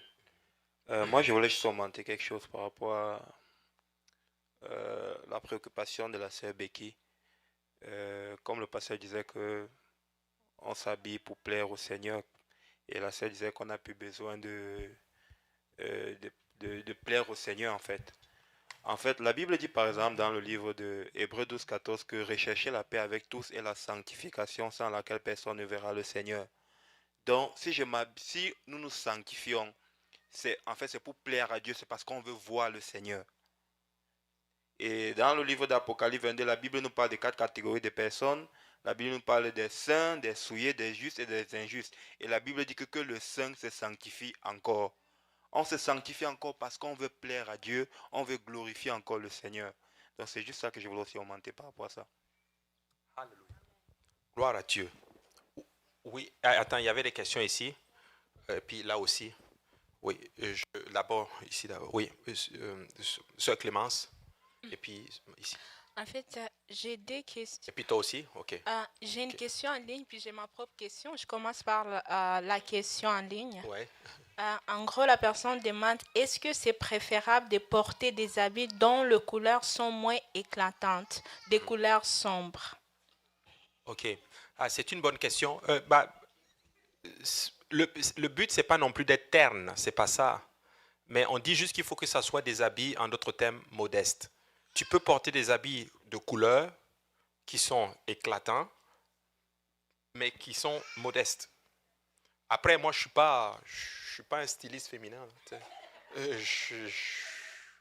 Moi, l'homme en général, c'est pas trop compliqué, les hommes. Il se lève, l'habit qui est propre là, il prend, il met sur lui, après il met sa cravate. Alléluia, l'Éternel est bon. Tu vois, mais les femmes, c'est plus là. Mais dès le moment que c'est sanctifié et que l'intention, parce que oui, il y en a qui s'habillent avec une intention. Tu vois, je vais porter la robe là, pour qu'on sache que, regarde, avez-vous la griffe, vu la griffe?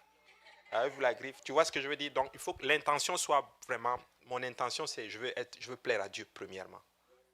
Quand tu t'habilles là, que c'est le pasteur qui disait ça, tu te regardes dans le miroir et tu dis, mais est-ce que Jésus aimerait ça? Est-ce que si je rencontrais Jésus aujourd'hui, je serais correct? Est-ce que je dis, oh papa, merci. Vous comprenez? Donc, c'est ce que je dirais.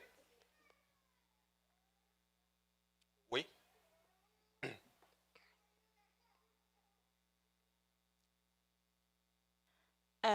Maintenant, c'est ma question, moi.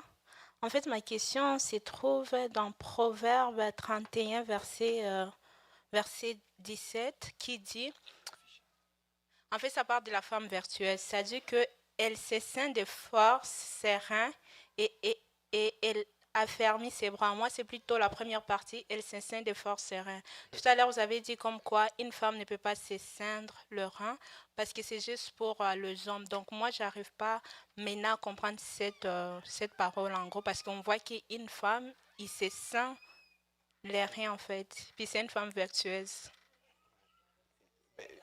Ouais, c'est ça que Mais j'allais oui, dire. mais si c'est avec la force, ça veut dire même c'est encore plus dur, parce que ça veut dire vraiment elle a bien fait ça. Non, c'est pas ça.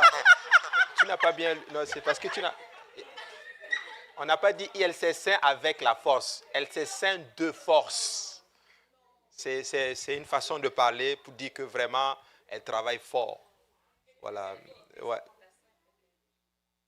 Ouais, exactement. Ici, c'est du français, en fait. Ouais, ici, c'est juste une expression. Ouais, mais après, il n'est pas en train de dire qu'elle se ceint les reins. Elle se ceint de force. C'est-à-dire qu'elle a le fait, en fait, si tu veux, se ceindre les fonds, c'était pour travailler, mais elle, c'est la force qu'elle prend, en d'autres termes, pour faire, pour travailler. C'est la force.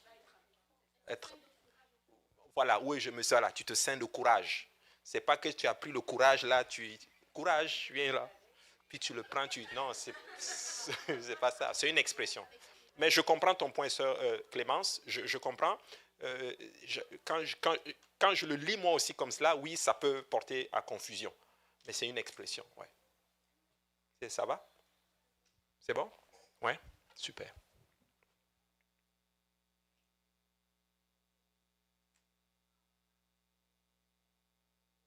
Oui, il y a frère Jules avant et puis sœur Aïcha. Oh, super. Ouais. Je vais prendre vos questions, oui. Oui, frère Jules. Ben, en fait, ce n'est pas en tant que telle une question. J'étais à une étude biblique il y a deux semaines et puis le sujet était sorti avec le frère. J'ai juste pris comme référence les Juifs. Ici, quand on les regarde, les femmes juives. Et j'ai trouvé vraiment que c'est un exemple parfait, étant donné qu'on est à Montréal et tout. S'il y a encore des doutes là-dessus, tu verras jamais la femme juive. Quand je parle de juif, je ne parle pas de l'ethnie, mais je parle plus de la religion. Je parle de l'hébreu, en fait, de la religion juive. Parce qu'il y a des juifs, des hébreux qui portent des pantalons qui sont des femmes et tout. Mais quand tu regardes les juifs, généralement, tu les vois s'habiller de façon très, très modeste, de couleur vraiment très simple, de noir ou de blanc. Et je n'ai jamais vu une femme juive en pantalon. Et cela aussi pourrait être une référence pour, peut-être si on a encore des doutes là-dessus. Et pourquoi? Parce que elles ont compris justement qu'une femme ne devrait pas s'habiller comme un homme. Et ça, c'est un exemple à nos yeux tous les jours. Donc, je pense que ça pourrait être une référence. Et la deuxième chose, justement, concernant la question de mon épouse par rapport à la personne qui pense que Dieu, il aime tout le monde. Oui, c'est vrai, justement. Et nous sommes sous la grâce et tout. Mais cependant, la grâce, Tite nous le mentionne comme étant une source de salut pour tous les hommes. Et elle a été manifestée, elle nous enseigne à renoncer à l'impiété et au convoitisme moderne. Et la chose qui m'intéresse le plus, c'est qu'elle nous dit également à vivre dans ce siècle présent selon la sagesse. Très important de vivre dans ce siècle présent selon la sagesse et la justice et la piété en attendant la bienheureuse espérance et la manifestation de la gloire du Dieu et de notre Seigneur Jésus-Christ. Donc, Tite nous fait comprendre ici que nous devons justement vivre avec beaucoup de sagesse dans ce siècle présent. Nous devons vivre dans la piété, justement. Mais si nous devons simplement dire que, puisque Christ a payé le prix, on n'a plus besoin de faire des efforts. En réalité, la grâce va nous enseigner plutôt à vivre dans la piété. Donc, c'est très important à considérer aussi cela. Merci. Super. Donc, c'est bon. Tu vois, on va dans le même sens. C'est bien. Alléluia. Donc, que le Seigneur nous aide. Hein? Sœur Aïcha? Oui. C'est allumé? Ouais. Oui. En fait, je voulais juste clarifier certains points par rapport à le terme sacrificateur. Yes. Je pense que dans une étude, on avait dit que nous sommes tous sacrificateurs. Ah, celle-là, j'étais sûr que je ça allait sortir. Je ne vois pas sacrificatrice, je vois sacrificateur. Ouais. Donc, le masculin l'emporte souvent dans la loi francophone. Donc, je me suis dit, c'est sûr que c'est un peu difficile des fois quand on parle de sacrificateur avant et sacrificateur maintenant, parce qu'avant, c'était seulement les hommes, et maintenant, nous le sommes tous. Quand nous le sommes tous, est-ce que c'est tout le monde qui est inclus ou bien on va se contenter simplement de dire femme ça, homme ça, et puis les femmes, on ne s'inclut pas dans le sacrificateur pour ne pas se mélanger. C'est un peu difficile. Ah, ok, ouais. Bonne question. Bon, quand tu vas dans l'Ancien Testament, les sacrificateurs, effectivement, c'était des hommes. Dans la Bible, il n'y a pas un homme qui était sacrificateur. Il n'y a pas une femme qui était sacrificatrice, si on peut dire cela comme ça. Maintenant, dans le Nouveau Testament, oui, 1 Pierre 2,9 nous dit que nous sommes un sacerdoce royal. Qu'est-ce qu'il est en train de dire ici? Il n'est pas en train de dire en d'autres termes que, il est en train de dire que c'est le sacerdoce. En fait, c'est parce qu'il y a il y a deux sacerdoces, en fait. Il y a le sacerdoce qu'on appelle le sacerdoce aaronique. C'est l'Ancien Testament. C'était les hommes qui faisaient l'office et tout, certes. Mais dans le Nouveau Testament, il y a un nouveau type de sacerdoce. Et ce nouveau type de sacerdoce-là, qu'est-ce que ça fait? Ça fait que tout le monde, en d'autres termes, nous sommes tous remplis de l'Esprit de Dieu et nous participons, en d'autres termes, au culte avec le Seigneur. Tu vois ce que je veux dire? Comme le sacrificateur dans l'ancien temps lui seul était officier à donner les sacrifices, aujourd'hui même la femme peut donner un sacrifice à Dieu. Elle peut sacrifier pour Dieu. Donc c'est dans ce sens-là, ça n'a rien à voir avec l'habillement. Ok, si on va dans ce sens-là, le sacrificateur avait une tunique bien spécifique avec une éphod. Mais on est tous sacrificateurs aujourd'hui. On ne se promène pas avec un éphod. Donc, c'est juste pour distinguer deux types de cultes. Quand il dit nous sommes un sacerdoce royal, il distingue que nous sommes dans un culte qui est différent de celui du culte dans l'ancien de l'autre. L'autre culte était aaronique, c'était Aaron et toute sa tribu à lui qui faisait seulement. Mais aujourd'hui, le culte qu'on fait là, ce n'est pas seulement une catégorie de personnes, c'est tout le monde qui est apte à faire cela. Tu vois? Maintenant, dans le sacerdoce aaronique, les hommes là, qui faisaient le sacrifice, Dieu avait dit, c'est vous qui portez les caleçons. Tu vois? Mais on ne peut pas transférer cela dans le sacerdoce aujourd'hui. Parce qu'en d'autres termes, la femme, anyway, ne portait pas. Donc, juste pour te montrer que le principe pour la femme dans l'Ancien Testament, ce principe continue aujourd'hui, même si on est dans un sacerdoce royal. Est-ce que c'est clair un peu? C'est un petit peu. Mais ça va aller. Je vais chercher encore et puis je vais essayer le moyen de t'expliquer cela. Mais c'est un peu cela. C'est deux cultes différents. Mais ça n'a rien à voir avec l'habillement. Aussi, pour finir, dans le fond, tantôt, on voyait beaucoup d'articles ou de vidéos un peu de avant. Puis on sait tous qu'avant, on était dans une génération parce que l'Église, c'était le gouvernement en gros, là, où l'Église avait une grande place. Peu importe quelle Église, mais ils avaient aussi la Bible. Donc, je me dis, c'est sûr que beaucoup de traditions de l'Église catholique a été transmis dans la société, veut pas. Donc, c'est un peu encore...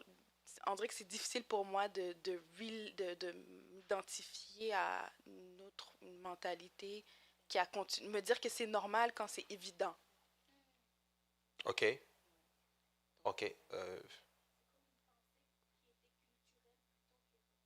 Ah, ok, je vois Oui, c'est vrai. C'est ça qui est compliqué un peu avec la religion. Quand tu vas dans l'Ancien Testament, il y a la religion juive et puis aussi il y a eu la culture juive. Sauf que les deux ont été trop entremêlés. Et il faut avoir que tu aies une lecture sur le texte pour pouvoir démêler et faire la différence entre les deux.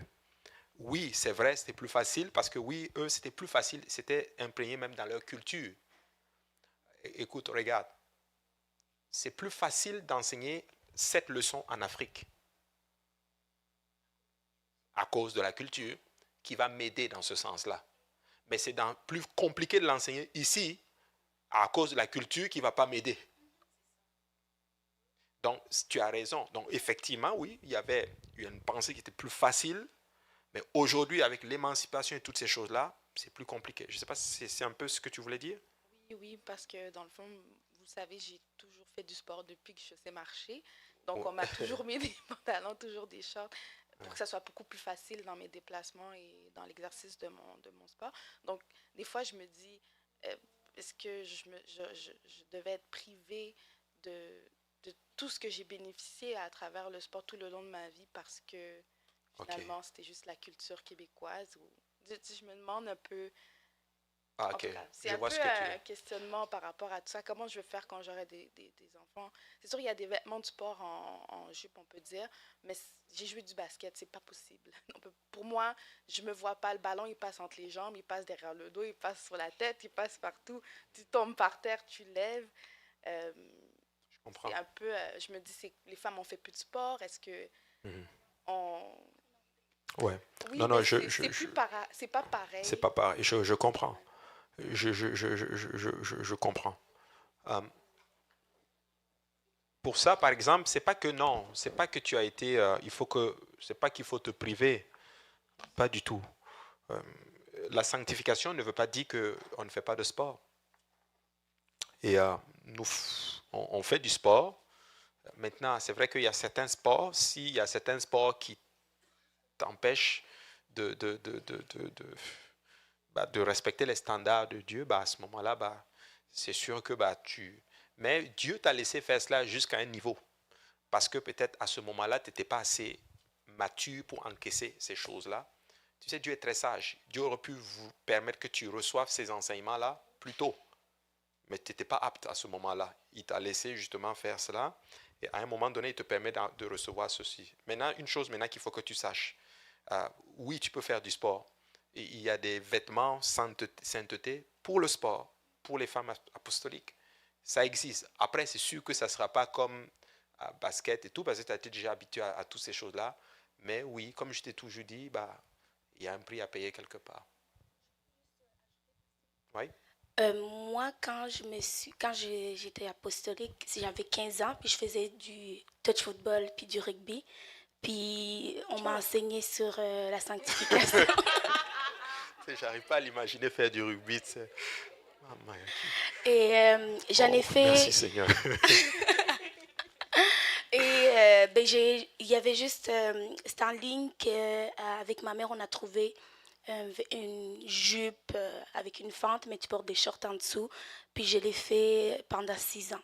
Puis il y a des gens, on a gagné, on a perdu, mais c'est possible. C'est juste que c'est comme une nouvelle manière de penser. Puis comme on pense, avant on a une manière de penser, c'est difficile d'adapter la nouvelle manière, mais c'est très, très, très faisable. Ouais. Il y a une chose aussi que je voudrais ajouter. Je vais prendre ta question, sœur Gloria. Il y a une chose qu'il faut. Oui, je vais prendre aussi. Il y a une chose qu'il faut que ça vient de tomber dans mon esprit. Vous savez, l'être humain s'adapte toujours au contexte. Donc, comme le basket a été fait ainsi et qu'effectivement, ça a été dessiné, que il faut porter des shorts comme ça, tout, l'être humain va s'adapter à cela, et même dans la jante féminine aussi, s'ils mettent la jante féminine là-dedans. Si le basket, ils avaient dit que ça se jouait en jupe, même les hommes allaient jouer en jupe. L'homme allait s'adapter. Bon, tu vois, c'est ça. Voilà. Donc, ça veut dire que l'homme s'est adapté. Tu vois, l'homme s'est adapté, même quand ce n'est pas la chose à faire. Tu vois ce que je veux dire? Mais, comme je dis toujours, ça existe, des vêtements. C'est sûr que, comme toi, tu as baigné là-dedans pendant longtemps. Si tu dois jouer au basket sainteté, ça va te prendre un temps de réadaptation encore, mais ça se fait bien. Ouais. Regardez les musulmans. Ouais. Eux, ils vont trouver le moyen de faire le sport avec leur voile. Oui. Je te dis, même aux Jeux Olympiques, là, même Chandaï, tout, ils font même une pétition, ils vont parler, toucher la fédération. La FIFA dit que on respecte nos convictions, et la FIFA fait une dérogation pour eux. Tu vois? Oui. Sœur Gloria, et puis oui, oui. Oui, je pense que ma question, c'est un peu dans le même sens aussi, mais c'est plus en ce qui concerne les métiers. On va dire, il y a certains métiers qui sont plus typiquement masculin, ou on va dire, je sais pas, mécanicien, ou des fois, le fait d'avoir une salopette, on va dire, c'est par sécurité, ou les gens qui vont travailler dans des usines, c'est juste plus sécuritaire pour eux de couvrir tout leur corps de cette manière-là, et aussi le fait d'avancer ou de se déplacer. Alors, est-ce que c'est plus dans ce genre de domaine-là, est-ce que les femmes, faudrait se priver de certains domaines, ou genre, c'est un peu plus où ça rentre dans ces... Je vois. Non. Tu sais, ce qu'il faut savoir, c'est ceci, c'est que comme tu l'as dit, il y a des métiers qui sont typiquement hommes. Mais ça ne veut pas dire que la femme ne peut pas faire ce genre de métier-là.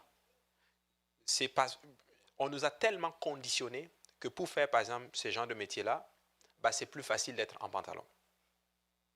C'est ce qu'on nous a conditionné. Mais non. En fait, le pantalon, tu sais à quel moment c'est arrivé?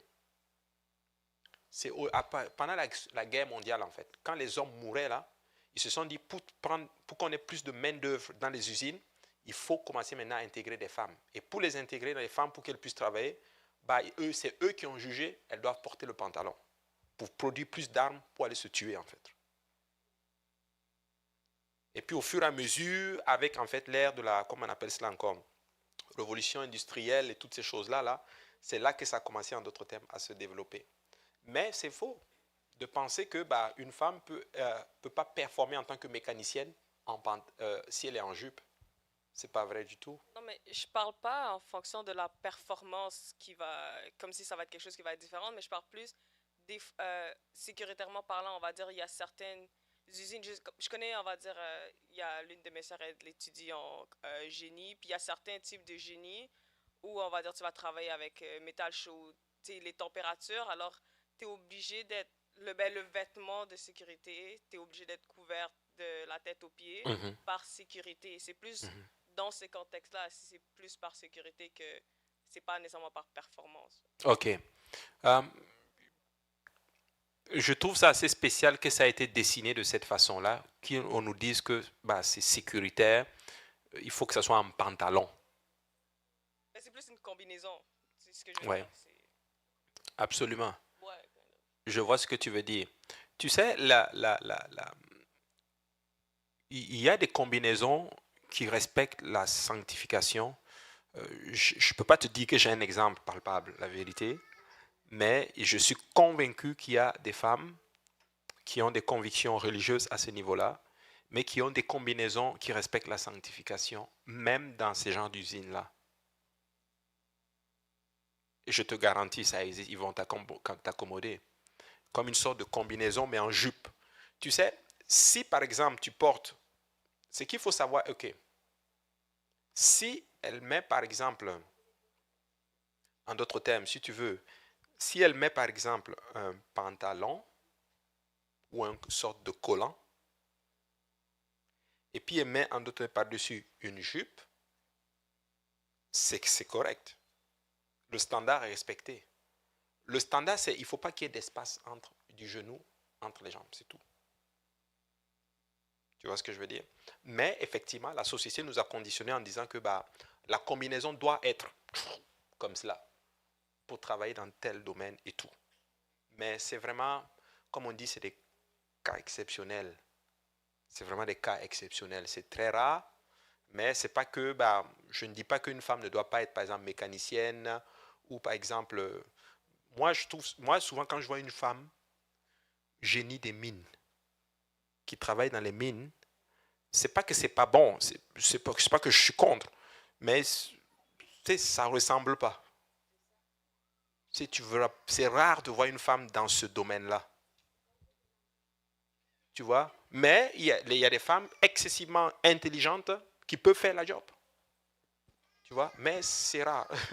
Comme on dit, c'est l'exception souvent qui confirme la règle. C'est bon? Oui, sœur, et puis je prends, oui. Je me demandais juste pourquoi ça doit être fermé ici, à partir, comme, pourquoi? L'entrejambe? Bah, c'est là, mais bon, ça, il faut demander à Dieu. Ok, non, Ouais, mais c'est le Seigneur qui a dit cela quand il disait pourquoi probablement j'y ai un peu pensé. J'y ai un peu pensé, mais ok, je vais vous le dire, mais je vous en prie, j'ai pas d'arrière-pensée là. Hein. Je n'ai pas d'arrière-pensée, c'est juste ma conviction à moi. Je veux pas qu'on ait des pensées tordues ici, là. Selon moi, je peux me tromper. C'est quand une femme, elle porte ça, là, bah, ça dessine littéralement les formes de ses parties privées. Et je pense que c'est ce que Dieu voulait probablement cacher. Quand une femme porte le pantalon et que, par exemple, elle fourre comme moi, j'ai mis ma ceinture, bah, souvent, tu le veux ou pas, là, bah, tu vois la forme, là, tu sais. Moi, je pensais que c'était peut-être pour l'accouchement, mais... Comment, pour l'accouchement? Je me suis dit, est-ce que ça se peut. Pour ça, mais... Ça se peut. Ça en fait partie. Mais effectivement, j'ai lu un article juste avant de venir où il parlait de tout ça. Où il disait que quand on porte cela, bah, tu vois les forme. Bon, elle confirme et tout. Bon. C'est bon? Super. Loretta, et puis on va peut-être aller prier et puis aller maintenant se reposer. On va dormir ici. Oui, Oui, sœur Loretta. oui, moi je voulais juste demander, c'est toujours par rapport à la question de la sœur Becky.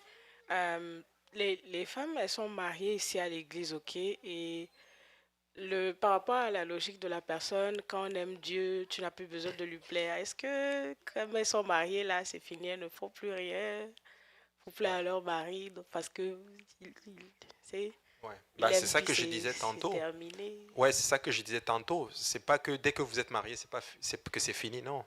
C'est un entretien, c'est beaucoup. Donc, on fait plaisir à l'autre. Le mariage, c'est, tu sais, quand tu aimes quelqu'un, tu fais plaisir à l'autre. Et l'autre te fait plaisir, et puis tous les deux vous vous rencontrez. Donc, nous aimons Jésus. On ne dit pas on est parfait, mais nous faisons du mieux que nous faisons pour lui faire plaisir. Et lui aussi, il fait tout ce qu'il peut pour nous faire plaisir. Amen. Alléluia. On va s'arrêter là pour aujourd'hui. Et la semaine, tu as une dernière question, oui? Non, hein? Ok. La prochaine fois, nous allons étudier maintenant. S'il vous plaît, soyez là, invitez quelqu'un. Nous allons parler des attitudes. Les attitudes. Je t'ai dit que, hein? On va parler de tout ça. Alléluia. On va parler de tout ça. Mais l'homme aussi a ses attitudes à lui aussi. Là. Mais on va parler de cela. Amen. Alléluia. Levez-vous tous ensemble. Aïe. Alléluia. Amen. Alléluia. Dis gloire à Dieu. Pardon. Bénis un peu le Seigneur aujourd'hui.